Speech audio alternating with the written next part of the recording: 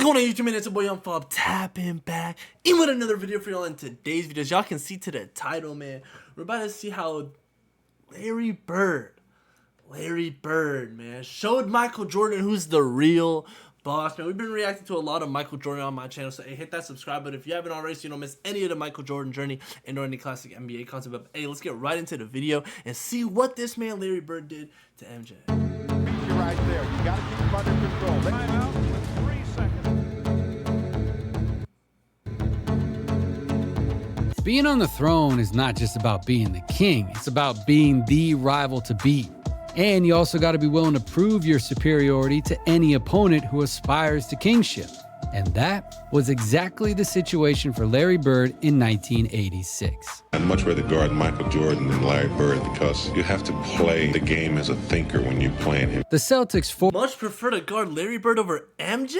Bro, I feel like MJ would drop me, but Larry Bird, I don't know. He'd do all the fadeaway mid-range shots. forward was not only coming off one of the most successful individual seasons in league history, winning his third consecutive regular season MVP and hoisting the Larry O'Brien while earning his second finals MVP. I'm really proud to receive this award for the third time. Bird was changing the game.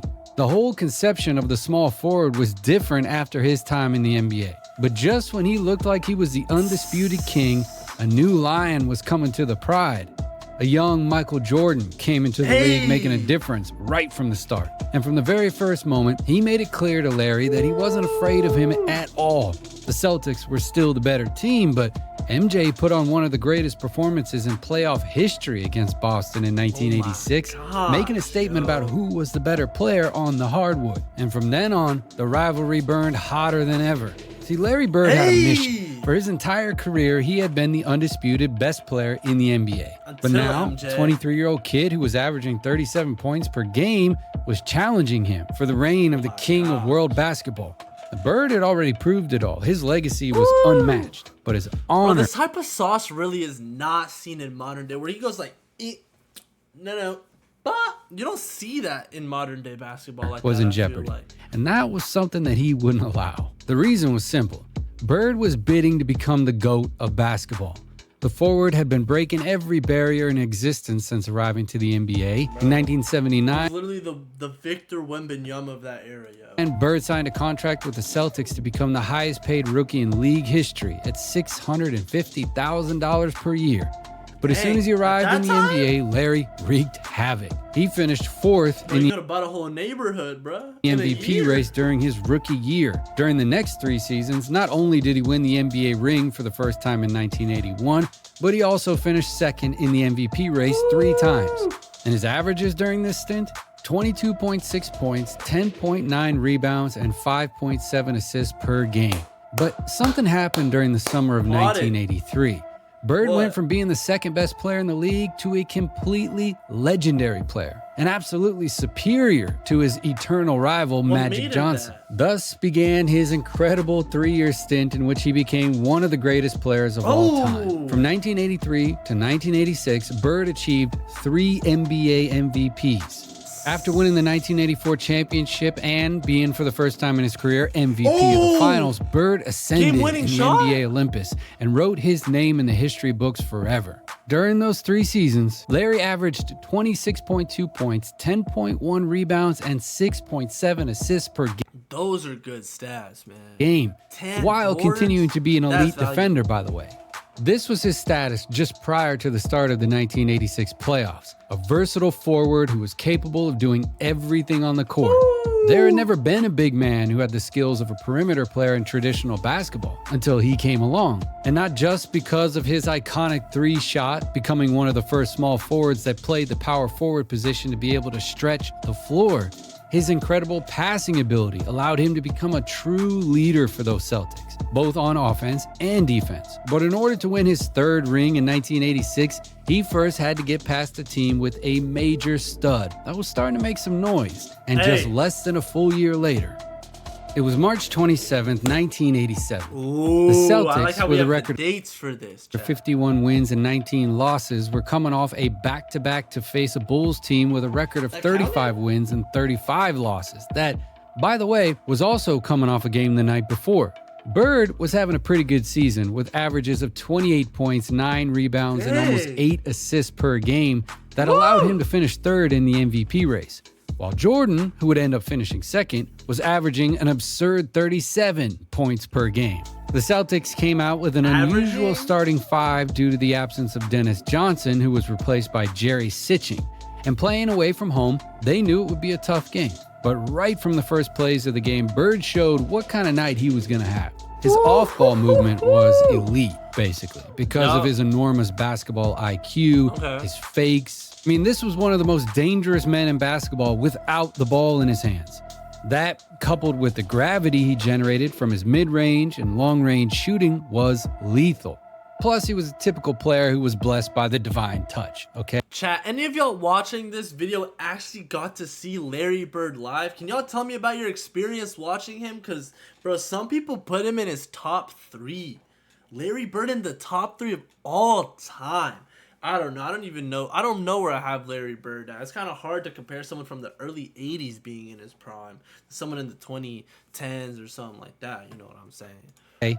But once again, his arsenal from the low post was unpredictable. It's easy to find samples of his off-ball ability and gravity, as it was often his easiest way to score. But on this day, his mid-range shot was touched by a magic wand. He just couldn't miss, and he was able to abuse it again and again He just and had again. that shot. Meanwhile, that was his shot, bro. Those mid-range jumpers were his shot, man. Jordan began to realize the enormous attention he was getting from the Celtics defense, which every time he attempted a drive sent multiple bodies to stop him. But far from getting advantages only without the ball in his hands, Larry was also able to score in ISOs from the low post, a move that decades later, Mavs legend Dirk Nowitzki patented and made his own. So the Bulls realized they had no choice but to do what the Celtics did with Jordan, a virtually continuous 2-on-1 when he had the ball in his hands. So Bird basically said, you know what, I'm going to hurt them in transition. That's a good play. Thus came the end of the first quarter, in which somehow the Bulls managed to stay close on the scoreboard, trailing by only 1 point, 36-35. Bird had a spectacular first quarter in scoring, 20 points, nothing more, nothing less. So he began to take advantage of that extra attention to test his versatility. He was able to transform garbage into gold. Case in point, this loose ball, which he turns into a great assist. Oh my and if there's one thing you God. don't want, it's for the guy who's destroying you from mid-range to start showing signs of his playmaking ability. Bird was unleashed, and players like Kevin McHale appreciated it. Even when they didn't count, Larry's passes were simply spectacular. Hey, I said that earlier, bro. Larry Bird's passes, the flashy passes, is not something you see often in modern day NBA. You definitely see some good ones, but I really like the uniqueness and the complete trickery that you do to your opponent in this 80s and 90s basketball we be watching, chat. So hey, if you haven't already, hit that subscribe button. Don't miss any of it. really didn't even need to score to be the most impactful player in the game. In some cases, MJ had to defend the Celtics star too, and the size difference played a key role in these situations. But knowing that the half-court offense was very difficult with 2 defenders on top of him, Bird continued to make use of scoring in transition. And what was more shocking, a player of his size dropping threes like it's nothing. But incredibly, despite Bird's 33 points in the first half, the Bulls managed to go into halftime trailing by only 3 points. Thanks in part to the 16 points MJ had scored during the first 2 quarters, of course. When the third quarter began, Larry kind of relaxed offensively. He decided to use his gravity to try to find better options for his teammates, as he knew he would need one more offensive threat to take the game easily. And stepping up on defense, the Celtics got stops on Jordan that allowed them to get easy baskets on the other end of the court. But Bird continued his playmaker role for most of the rest of the game, as he led his team on defense with actions like this one. He was certainly a player who had no problem getting his hands dirty either. But when Larry attempted a shot during the second half, it was to score. And he kept sending occasional reminders to the Bulls defense. Reminders that one player was not going to be enough to guard him. Oh my gosh, yo, he drilled that in his eyes, bro. In front of a United Center packed with more than 18,000 fans, the forward was having a legendary game. The Celtics allowed just 22 points in the third quarter, by the way, and managed to head into the final quarter with a 9-point lead. And after resting for a couple of minutes, Larry continued to do whatever his team needed to do to get the win. These Celtics were good. I mean, like, really good. Bird was that piece of the puzzle that served as a wild card, too. That player you could put in any role, in any part of the court, in any situation, and who was going to be able to generate advantages on his own. And was an all-around player, man. Larry Bird was like that. Yo, I got to put him up on my list, chat. Y'all got to let me know where y'all have Larry Bird, because I still don't have that one figured out. During the last quarter, the tone did not change. Bird continued to abuse from long distance as he had been doing all game. He continued to play the simplest yet most dominant basketball anyone had ever seen. But one of the virtues of genius is to make what seems complicated really easy, you know? And despite the Bulls' final scare, who managed to cut the deficit from 11 points to 4, the Celtics defense stepped up to close the game. Bird did it. Months after MJ scored 63, the forward only had to play 100% for one half to show him that if he wanted to, he could do it too. 33 points in the first half, 41 in the game. That went down in history as one of the greatest displays of ego any player in the league could perform. The difference is that Larry's ego also made his teammates better. Weeks later, the Celtics met the Bulls again in the first round of the playoffs, and the result was the same as last year. Boston managed to advance by a score of 3-0. Yeah, so 6-0 in playoff games really against Jordan's bro. Bulls. That's the record Jordan's that is stuck in Bulls, history. bro. When they met, Larry's Celtics were always better. So good that not even a superhero performance could stop them. And so Larry Bird, along with the Pistons of Isaiah Thomas and Bill Laimbeer, became the thorn in MJ's side that he really could never get rid of. Bird did not win the ring that season. Magic Johnson's Lakers did. The other side of the three-headed monster that dominated basketball worldwide. But even if he didn't win the championship, Larry did world basketball a favor. He taught Jordan that he still had a long way to reach his full potential. He taught him that scoring isn't always enough, and that he needed to become a leader, capable of bringing out the best in his teammates. Yes, sir. And without the lesson that the greatest player in Boston Celtics history, with Bill Russell's permission, taught MJ, it is likely that basketball history would have been completely different. And Jordan and Bird's rivalry continued to cause a stir in the league, but they never met again in the playoffs. Larry would go on to post a 17-11 record against Michael's Bulls during his career, until a serious heel injury followed by back problems greatly shortened his career. Injuries that not only brought about the end of the Boston Celtics dynasty, but also sent them into a sinkhole from which they could not climb out of until 20 years later. And we all know that history is written by the winners, and very few people have won more than Jordan. And Larry Bird has kind of gone down in history as underrated compared to Jordan.